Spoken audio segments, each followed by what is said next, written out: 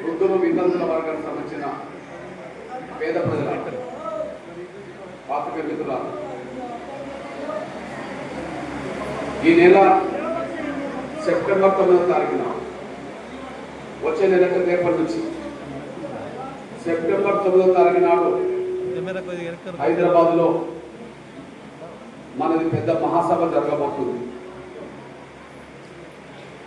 వికలాంగులు, వృద్ధులు, వితంతులు, ఒంటరి మహిళలతో పాటు చేతి పట్టులో పెన్షన్ తీసుకునే లేదా చేతి పట్టులో పెన్షన్ కోసం కొత్త పెన్షన్ కోసం ఎదురు చూసే పేద వర్గాలందరితో ఒక మహాసభ జరిపి రాష్ట్ర ముఖ్యమంత్రి రేవంత్ రెడ్డి గారి దృష్టిలో మీరు పెన్షన్ ఇక ముందైనా పెంచుతారా లేదా, కొత్త పెన్షన్ మంజూరు చేస్తారా లేదా అనే విషయాన్ని ఆయనతో తేల్చుకోవడం కోసమే ఆ సభ సెప్టెంబర్ 9న జరగబోతుంది.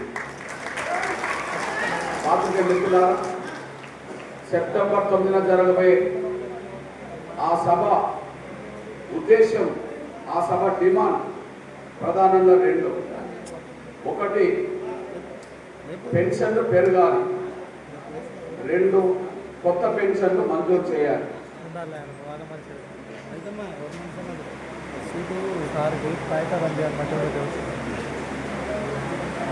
ఒకటి, పెన్షన్లు పెరగాలి.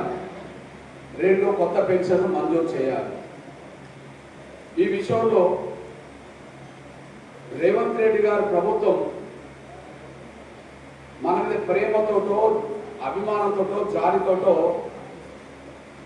పెన్షన్లు పెంచే ఉద్దేశం తనకు లేదని తన పాలన 20 నెలలు గడిచిపోతున్న సమయంలో రుజువైంది.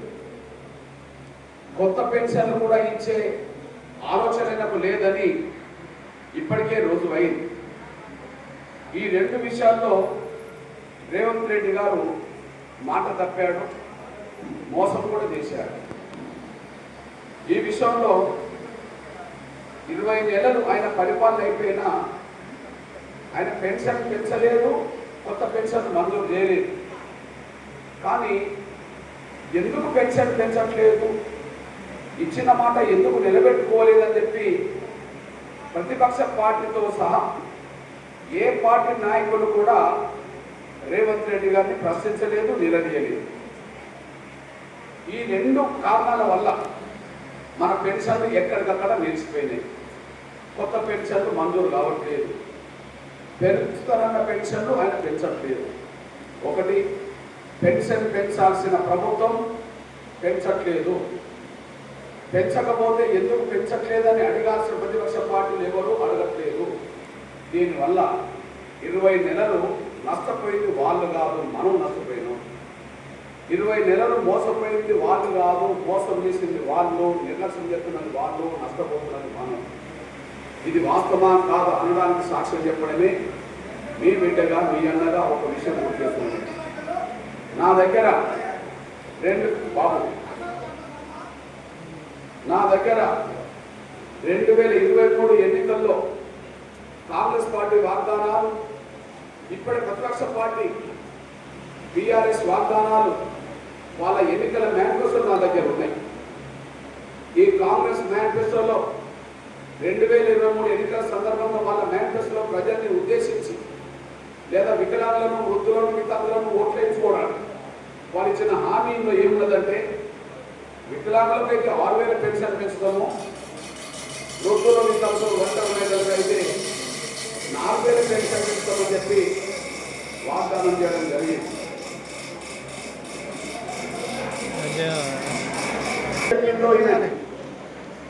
వికలాంగులకైతే 6,000 పెన్షన్ ఇస్తాము, వృద్ధులు, వితంతులు, ఒంటరి మహిళలకైతే 4,000 పెన్షన్ ఇస్తామని ఇలా ఉన్నది మేనిఫెస్టోలో.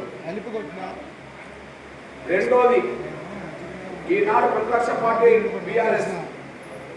బీఆర్ఎస్ మేనిఫెస్టోలో కూడా వికలాంగులకు 6,000 పెన్షన్ ఇస్తాం, మరొకసారి అధికారంలో వస్తే వృద్ధులు, వితంతులు, ఒంటరి మహిళలకు 4,000 ఇస్తామని చెప్పి వాళ్ళు కూడా చెప్పేశారు. కానీ ఇద్దరు వాళ్ళ బాధ్యతను విస్మరించారు. రేవంత్ రెడ్డి గారిది ఏ బాధ్యత? ఆయన అధికారం ఉన్నాడు కాబట్టి ఆయన అమలు చేయాలి. ఆయన అధికారంలోకి వచ్చింది కాబట్టి ఆయన పెంచాలి పెన్షన్, కొత్త పెన్షన్ కూడా మంజూరు చేయాలి. ఆయన అమలు చేయకపోతే, ఆయన పెన్షన్ పెంచకపోతే, కొత్త పెన్షన్ ఇవ్వకపోతే ఎందుకు ఇవ్వలేదని చెప్పి కేసీఆర్ అడగాలి. ఆయన పెంచడు, ఈయన అడగడు. ఆయన పెంచడు, ఈయన అడగడానికి విషయం ఉందైపోయి 1 నెల కాదు, 2 నెలలు కాదు, 3 నెలలు కాదు, 6 నెలలు కాదు, సంవత్సరం కాదు, 20 నెలలు దాటిపోయింది.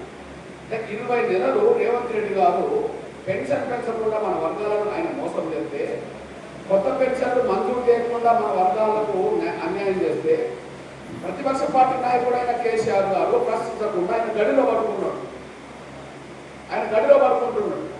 ఈ విషయంలో మీ అన్నగా మీ బిడ్డకు చెప్తున్నా, రేవంత్ రెడ్డి గారు హామీ ఇచ్చిండా లేదా, రేవంత్ రెడ్డి గారు మాట్లాడిందా లేదా? ఒక్కసారి రేవంత్ రెడ్డి గారి మాటల్లో ముఖ్యంగా వృద్ధులను, వితంతులను ఉద్దేశించి, ముస్లింలను ఉద్దేశించి రేవంత్ రెడ్డి గారు ఎన్నికల సమయంలో ఏం మాట్లాడిందో ఒకసారి ఆయన మాటల్లోనే వినండి. అందుకే తెలంగాణ సమాజానికి 45 లక్షల పెన్షన్ లబ్ధిదారులకు ఇంకొక 10 లక్షల మంది అప్లికేషన్లు ప్రభుత్వం తొక్కి పెట్టింది. వాళ్ళందరినీ కలిపితే 55 లక్షల అర్హత కలిగిన పెన్షన్దారులు ఉంటారు. వాళ్ళందరికీ 4,000 రూపాయల లాగా పెన్షన్ ఇస్తే ప్రతి నెల ఎంత ఖర్చు అవుతుందో, సంవత్సరానికి ఎంత బడ్జెట్ అవసరమో, ఈ బడ్జెట్ని కేసీఆర్ అవినీతిని ఆపితే చాలు వాటిని కట్టొచ్చు. లెక్కలన్నీ వేసినాం, అనా పైసలతో సహా మా దగ్గర సంపూర్ణమైన సమాచారం ఉంది. పెన్షన్ ఇచ్చి తీర్థం 4,000 రూపాయల పెన్షన్ ఇవ్వడమే ఆ పథకం. ఓకే, ఇది ముస్లింలను ఉద్దేశించి మాట్లాడిన మాట. పెన్షన్ ఇచ్చి తీరడమే ఖాయమవుతుందని చెప్పేశారు. అయితే ఇది ఎన్నికల సమయంలో మరి ఎప్పుడు పెన్షన్ ఇస్తా అన్నాడు, ఏ తేదీని ఇస్తాడు, ఏ నెలలు ఇస్తాడో అది కూడా చెప్పేశాడు. ఆ మాట చెప్పిండా లేదా ఒకసారి వినండి. 10,000 వస్తుంది కదా, వచ్చే నెల నీకు 4,000 నీ ఖాతాలో పడతాయి. వచ్చే నెల డిసెంబర్ 9 నాడు పెద్దగా 2,000 కాదు, ఇందులో రాజ్యం వచ్చి నీకు 4,000 రూపాయలు పెన్షన్ వస్తాయి. ఎవరు నడుపుకునే పని లేదు. ఇంతకుముందే సీన్ చెప్పి నీ మనోడు వచ్చి నీ కాళ్ళు ఎత్తుతాడు, పెట్రోల్కు 500 వెయ్యి ఇచ్చేవాడు.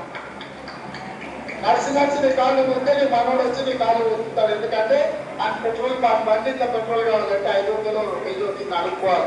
అందుకే పేదల కోసం కొడుకు మీదను, కోడల మీదను, బిడ్డ మీదను, అల్లుడి మీదను ఆధారపడకుండా మందు పోలీలు కొట్టుకోవాలనుకున్నా మనవాడికి సాధ్యత వెనియాలన్నా ప్రతి నెల 4,000 రూపాయలు నీ ఖాతాలో వేసే బాధ్యత సోదమ్మ తీసుకున్నది. డిసెంబర్ 9 నాడు ఒక్క సంతకంతో నీ పంపిణీ చేసే బాధ్యత కాంగ్రెస్ పార్టీ ఎలిబీస్. ఒక్క సంతకంతో డిసెంబర్ 9 నాడు ఇవ్వడం ఖాయమని చెప్పేశారు. సోనియా గాంధీ బాధ్యత అన్నట్టుగా పెట్టేశాడు. కారణం ఏంటంటే సోనియా గాంధీ గారు పుట్టినరోజు కూడా డిసెంబర్ 9 కాబట్టి ఆ రోజు పెన్షన్ ఇస్తామంటే అందరు నమ్ముతారని చెప్పి ఆమె పేరు చెప్పి డిసెంబర్ 9 చెప్పి మనం నమ్మించి ఓట్లేసుకున్నాడు. గద్దెనెక్కిండు. 20 నెలలు గడిచిపోయినా పెన్షన్ పెంచలేదు, కొత్త పెన్షన్ మంజూరు చేయలేదు. ఎంత మందిని మోసం చేసినట్టు. ఇప్పటికే పెన్షన్ తీసుకుంటున్న వాళ్ళు 45 లక్షల మంది ఉన్నారు. ఆయనే చెప్పింది. కొత్తగా పెన్షన్ దరఖాస్తు పెట్టుకున్న వాళ్ళు, గత ప్రభుత్వం నుంచి పెండింగ్ ఉన్న వాళ్ళు 10 లక్షలని ఆయన చెప్పేశాడు. ఆయన లెక్కల నాటికే, ఆయన మాట్లాడే నాటికే 20 నెలల నాటికే 10 లక్షల పెన్షన్, కొత్త పెన్షన్ పెండింగ్ ఉన్నాయంటే ఈ 20 నెలల్లో ఇంకా కొన్ని పెరుగుతాయి కదా. మరి ఒకవేళ పెరిగినాయి లేదు అనుకుందాం. ఆయన లెక్కల ప్రకారం 10 లక్షల కొత్త పెన్షన్ పెండింగ్ ఉన్నాయి కదా. ఆయన ఇవ్వాల్సిన పెన్షన్ 45 లక్షలు అని చెప్పింది కదా. మొత్తం 50 లక్షల మంది కదా. 50 లక్షల మందికి నమ్మించి మోసం చేసింది కదా. మరి పెంచాల్సిన పెన్షన్ పెంచలే, కొత్త పెన్షన్ మంజూరు చేయాలి. ఎంతమందిని మోసం చేసిండు రేవంత్ రెడ్డి గారు అంటే 55 లక్షల మంది పేద కుటుంబాలను మోసం చేసిండు అనే విషయం రుజువు అవుతుంది. నేను డిసెంబర్లో ఇస్తానా రేవంత్ రెడ్డి గారు, డిసెంబర్ ఇవ్వకుండా జనవరి ఇచ్చిందనుకో నేను మోసం అనుకోను. ఇంకో 2 నెలలు ఆగిననుకో మోసం అనుకోను. ఓ 3 నెలలు ఆగిననుకో మోసం అనుకోను.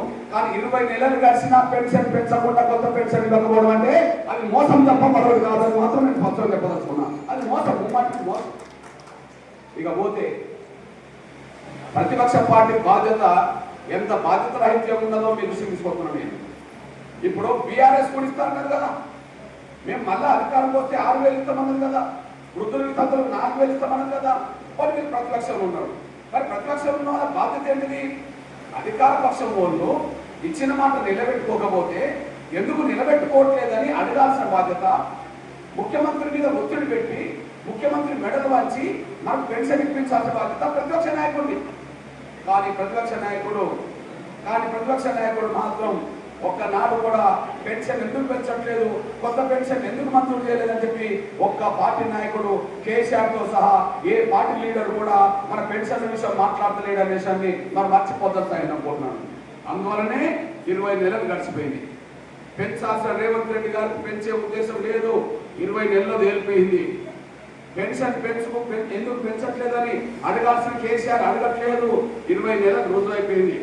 ఇట్లాంటి పరిస్థితిలోనే పెన్షన్ పెంచడమా గద్దె దిగిపోవడమా తేల్చుకోవడానికే మీ పేద వర్గాల బిడ్డగా నేను తిరగాల్సి వస్తుంది. నేను ఎందుకు తిరగాలి? వాళ్ళలాగా ముఖ్యమంత్రి కాదు, కేసీఆర్ లాగా ప్రతిపక్ష నాయకుడు కాదు, నేను ఒక ఎమ్మెల్యేని కూడా కాదు. కానీ వాళ్ళకు నాకు తేలిందంటే వాళ్ళు ధనిక వర్గంలో పుట్టిండ్రు, భూస్వాముల వర్గంలో పుట్టిండ్రు, 100 ఎకరాల భూమున్న వర్గంలో పుట్టిండ్రు, వాళ్ళు బంగాళాలు పుట్టిండ్రు, వాళ్ళు గడిలో పుట్టిండ్రు. నేను పూరి గుడిసెలు పుట్టాను కాబట్టి పేద వర్గాల బాధలు నాకు తెలుసు కాబట్టి, పేద వర్గాల బాధలు నాకు తెలుసు కాబట్టి నేను పెన్షన్ పెంచితే నా పేద వర్గాలు కొంత నెలకు కొంత సరిపోయే విధంగా నా వికలాంగులకు, వృద్ధులకు, వితంతులకు కొంత న్యాయం జరుగుతుందని చెప్పి నా వంతు పాత్ర పోషించడం కోసమే ఇది తిరగాల్సి వస్తుందనేసి కూడా మీరు మర్చిపోతాను అనుకుంటున్నాను. వాళ్ళిద్దరికీ వ్యక్తిగతంగా నాకు కూడా తేడంటే రేవంత్ రెడ్డి గారు మొన్న టీవీలో చెప్పిండు వాళ్ళ కుటుంబానికి 800 ఎకరాల భూములున్న కుటుంబంలో పుట్టినని ఆయన చెప్పిండు. అంటే నేనేం పేదోని కాదు, మా కుటుంబానికి 800 ఎకరాల భూములు ఉండేమో అని చెప్పేశాడు. అంటే భూములున్న భూస్వాముల కుటుంబంలో 100 ఎకరాల భూములున్న భూస్వాముల కుటుంబంలో పెద్ద పెద్ద బంగాల్లో ఆయన పుట్టిండు. వాటి ఆయనకు పేదరికం, పేదల బాధలు తెలియదు. పెన్షన్ మీద ఆధారపడే వాళ్ళ బతుకులు వాళ్ళకి ఆయనకు అర్థం కాదు. మరి కేసీఆర్ ఎందుకు ప్రశ్నించట్లేదంటే ఆయన కూడా పెద్ద గడిలో పుట్టిండు, ఇప్పుడు గడిలోనే ఉంటుండు. గడిలో పుట్టిన దొరల కుటుంబాలకు పెన్షన్ మీద ఆధారపడి బతకాల్సిన అవసరం లేదు. పెన్షన్ మీద ఆధారపడి బతుకు వాళ్ళ బతుకుల్లో ఆయనకు అర్థం కాదనేసి కూడా మీరు మర్చిపోవాలి. అందువల్లనే ఒక రేవంత్ రెడ్డి గారు బంగ్లాలో కొడితే, కేసీఆర్ గడిలో కొడితే ఒక తాటి కమ్మతో కట్టుకున్న మన చెర్లలో దొరికే తుంగతో కప్పుకున్న గుడిసెలు పుట్టాను కాబట్టి నాకు పేదల బాధలు తెలుసు, కష్టాలు తెలుసు, పెన్షన్ కోసం ఎదురు చూసే వాళ్ళకు తెలుసు కాబట్టి నా వంతు పాత్ర పోషించాలని చెప్పి ఈ పోరాటం చేయాల్సి వస్తుందనేసి కూడా మీరు మర్చిపోవడం. ఎందుకంటే వాళ్ళకై వాళ్ళు ఇస్తలేరు, వాళ్ళకై వాళ్ళు అడుగుతలేరు. వాళ్ళకై వాళ్ళు పెంచాల్సింది, కొత్త పెంచాల్సింది రేవంత్ రెడ్డి గారు, ఆయన ఇవ్వకపోతే అడగాల్సింది కేసీఆర్ గారు. వీళ్ళిద్దరూ ఈ విషయంలో పట్టించుకోవట్లేదు. కనీసం పక్క రాష్ట్రంలో చూసి నేర్చుకోవాలి. వీళ్ళు కోదాడ దాటితే ఆంధ్రప్రదేశ్ వస్తుంది, జగ్గైపేట వస్తుంది. జగ్గైపేట రాకముందే తక్కలపాటు నుంచి మన ఆంధ్రప్రదేశ్ మొదలవుతుంది, విద్యావతల నుంచి మొదలవుతుంది. మీ అన్నగారిని బిడ్డ చెప్తున్నా నాకు చంద్రబాబు నాయుడుతో మిత్రుత్వం నేను చేస్తాను కానీ చాలా రోజులు బట్టి నాకు ఆయన పార్టీలో నేను ఎప్పుడు చేరలేదు. చంద్రబాబు నాయుడుతో నాకు మిత్రుత్వం ఉన్నది, నన్ను అభిమానిస్తాడు, నేను ఆయన గౌరవిస్తాను. 30 ఏళ్ళ పాలనలో ఆయనకు అనుబంధం ఎంఆర్టీఎస్తో వర్గీకరణ గురించి ఉన్నది కాబట్టి. కానీ చంద్రబాబు నాయుడు పార్టీలో ఇద్దరు పనిచేసింది, నేను నుంచి ఈయన నేర్చుకోవట్లేదు. అట్లనే రేవంత్ రెడ్డి గారు కాంగ్రెస్లో చేరి మొన్న ముఖ్యమంత్రి కాకముందు ఈయన కూడా టీడీపీలో పనిచేసినోడే, చంద్రబాబు దగ్గర శిష్యరికం చేసినోడే. టీడీపీ నుంచి బయటకు వచ్చి టీఆర్ఎస్ పెట్టి ఈయన ముఖ్యమంత్రి కాగలిగింది. టీడీపీ నుంచి బయటకు వచ్చి ఈయన కాంగ్రెస్ చేరిండు, ఈయన ముఖ్యమంత్రి అయ్యిండు. కానీ వీళ్ళిద్దరు ముఖ్యమంత్రి కాకముందు ఆయన దగ్గర పనిచేసిన వాళ్ళే. కనీసం ఆయన చూసి నేర్చుకోవాలి. అది కూడా నేర్చుకోవచ్చు. ఏం నేర్చుకోవాలా? పక్క రాష్ట్రం, మన పక్క జిల్లా, మన పక్క మండలం, మన పక్క జిల్లా, మన పక్క మండలానికి వెళ్తే అక్కడ ఒక్కొక్కరికి ఎంత ఇస్తున్నాడు? వికలాంగులకు 6,000 ఇస్తున్నాడు, వృద్ధులు, వితంతులు, ఒంటరి మహిళలకు 4,000 ఇస్తున్నాడు. 100కు 100% వైకల్యం ఉన్న వాళ్ళకు నెలకు 15,000 రూపాయల పెన్షన్ మన పక్క జిల్లాలో ఇస్తున్నాడు. నెలకు 15,000 రూపాయల పెన్షన్ పక్క జిల్లాలో ఇస్తున్నాడు. ఎలా ఇస్తున్నాడు? నేను అక్కడ కూడా చంద్రబాబు గారితో మాట్లాడినా. ఇక్కడ 2023 ఎన్నికలు జరిగినాయి, ఆడ 2024 ఎన్నికలు జరిగినాయి. ఇక్కడ జరిగిన తర్వాత 6 నెలలకు అక్కడ జరిగినాయి. బాబు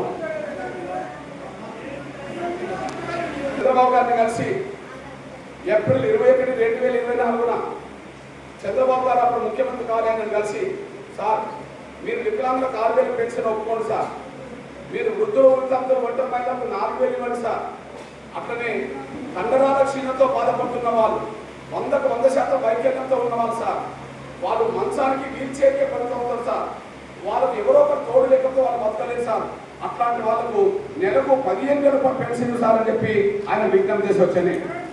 నా విజ్ఞప్తి చేసిన తేదీ ఏప్రిల్ 21, 2024. చంద్రబాబు నాయుడు గారు కలిసిన ఆ రోజు తీసుకొచ్చిన ఫోటో. ఆయన వెంటనే నేను చేసిన 3 విజ్ఞప్తులకు ఒప్పుకున్నాడు.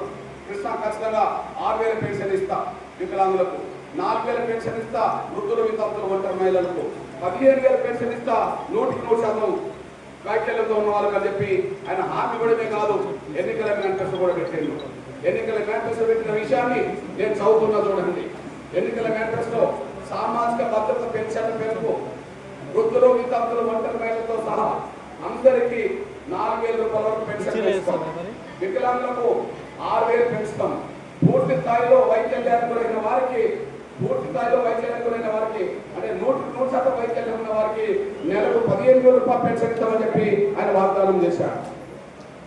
వీళ్ళలాగా మాట తప్పలే. ఈయన 20 నెలలు పెన్షన్ పెంచలే, కానీ ఆయన ఒక నెల రోజులు కూడా పెన్షన్ పెంచకుండా ఆగలే. కానీ ఆయన పెద్ద మనసు ఏం చేసుకున్నాడంటే మీ అన్నగా ఒక విషయం గుర్తు చెప్తున్నా, చాలా పెద్ద మనసు చేసుకున్నాడు. ఏం మనసు చేసుకుని చెప్తున్నాడు నేను, ఆయన అధికారంలోకి వచ్చేటప్పుడు జూన్ నెల, ఎన్నికలు ఎప్పుడు జరిగినాయి మే నెల, నేను కలిసింది ఆయన హామీ ఇచ్చేటప్పుడు ఏప్రిల్ నెల. కాబట్టి ఆయన ఏం పెద్ద మనసు చేసుకున్నాడంటే, నేను జూన్లో అధికారంలోకి వచ్చిందంటే నాకు మే నెలలో వాళ్ళు ఓట్లు వేయడం వల్లనే కదా, మేలో నాకు ఓట్లు వేయడానికి కారణం ఏప్రిల్లో నేను హామీ ఇవ్వడం వల్ల కదా, ఏప్రిల్లో నేను హామీ ఇవ్వడం వల్లనే మేలో నన్ను నమ్మి ఓట్లు వేశారు. వాళ్ళు ఓట్లు వేస్తేనే నేను గెలిచి అధికారంలోకి వచ్చాను. కాబట్టి అధికారంలోకి వచ్చిన జూన్ నుంచి నేను పెన్షన్ పెంచడం న్యాయం కాదు, నేను హామీ ఇచ్చిన ఏప్రిల్ నెల నుంచే పెన్షన్ పెంచుతామని చెప్పి ఏప్రిల్ నుంచి పెన్షన్ పెంచుకుంటూ అమలు చేసేసారు. అంటే జూన్లో అధికారంలోకి వచ్చిన చంద్రబాబు నాయుడు గారు ఏప్రిల్ కలిపి, మే కలిపి, జూన్ కలిపి, జూన్ నెలలో 3 నెలల పెన్షన్ ఒకేసారి పెన్షన్ ఇచ్చాడు. ఉదాహరణకు 6,000 ఏప్రిల్ 6,000, మే 6,000, జూన్ 6,000, 18,000 వికలాంగులకు జూన్లో ఇచ్చేసాడు. ఇప్పటికీ ఇస్తూనే ఉంటాడు. అట్లనే వృద్ధులు వితంతులు ఒంటరి మహిళలకు అందరికీ కలిపి 4,000 ఏప్రిల్, 4,000 మేలి, 4,000 జూని, 12,000 వాళ్ళకి ఇచ్చుకుంటూ వచ్చేసాడు. అట్లనే 15,000 100% వైకల్యం ఉన్న వాళ్ళకు 45,000 ఒకేసారి ఇచ్చుకుంటూ పోయాడు.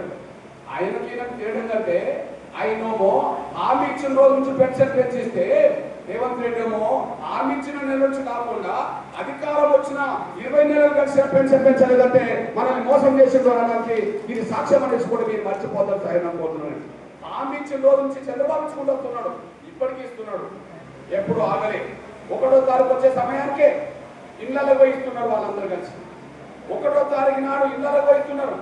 కానీ జూలై నెల పెన్షన్ ఆగస్టులో మనం వస్తున్నాయి. జూలై నెల పెన్షన్ ఆగస్టులో వస్తున్నాయి. ఆయన 1వ తారీఖు నాడు ఇచ్చుకుంటూ పోతే జూలై నెల పెన్షన్ ఆగస్టు చివరి వారం వస్తున్నాయంటే ఎంత నమ్మక ద్రోహం మీరు చేస్తుంటారో అర్థమవుతుందనేసి కూడా మీరు మర్చిపోతారు సరే అనుకుంటున్నాను. ఈ పరిస్థితిలోనే మీ బిడ్డగా, మీ అన్నగా ఇక ఎవరి కోసం ఎదురు చూడొద్దని చెప్పి రేవంత్ రెడ్డి గారు తనకు తాను పెన్షన్ పెంచుకోవడానికి ఇక నమ్మకం పెట్టుకోవాల్సిన అవసరం లేదని, మన తరఫున ఏ ప్రతిపక్ష పార్టీ అడుగుతుంది అని చెప్పి ఇక ఆలోచించాల్సిన అవసరం లేదని చెప్పి ఇక పేదవర్గాల బిడ్డలుగా మనమే పోరాటం చేద్దాం, సాధించుకుందామని చెప్పి నేను ఈ పోరాటం చేయడానికి సిద్ధపడాల్సి వచ్చింది. ఇక్కడ పాత్రికేయ మిత్రులారా